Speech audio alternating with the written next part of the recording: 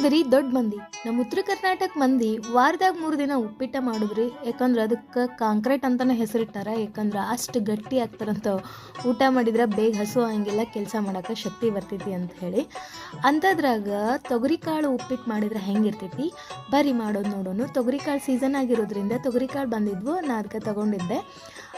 ಮಾಡೋದು ನೋಡೋಣ. ಒಂದು ಪಾತ್ರೆಗೆ ಎಣ್ಣೆ ಹಾಕಿ ಅದಕ್ಕೆ ಒಂದು ಸ್ವಲ್ಪ ಉದ್ದಿನಬೇಳೆ ಹಾಕಿ ಬ್ರೌನ್ ಕಲರ್ ಆದಮೇಲೆ ಜೀರಿಗೆ ಸಾಸಿವೆ ಹಾಕಿ ಕರಿಬೇವು ಹಾಕಿ ಮತ್ತು ಮೆಣಸಿನ್ಕಾಯಿ ಹಾಕಿ ಹಂಗೆ ತೊಗರಿಕಾಳು ಬಿಡಿಸಿಟ್ಟಿದ್ವಲ್ಲ ಅದನ್ನು ಹಾಕಿ ಚೆಂದಾಗಿ ಫ್ರೈ ಮಾಡ್ಕೋಬೇಕು. ತೊಗರಿಕಾಳು ಎಣ್ಣೆ ಒಳಗೆ ಚೆಂದಾಗಿ ಫ್ರೈ ಆದಮೇಲೆ ಉಳ್ಳಾಗಡ್ಡಿನ ಹಾಕಬೇಕು.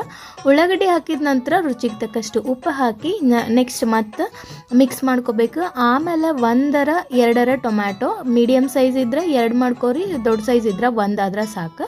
ಆಮೇಲೆ ಅದಕ್ಕೆ ಒಂದು ಸ್ವಲ್ಪ ಬೆಲ್ಲ ಹಾಕಿ ಚೆಂದಾಗಿ ಕೈ ಆಡಿಸ್ಕೊರಿ. ಆಮೇಲೆ ನೀರು ಹಾಕಿ ಚೆಂದಾಗಿ ಕುದಿಸ್ಕೋಬೇಕು.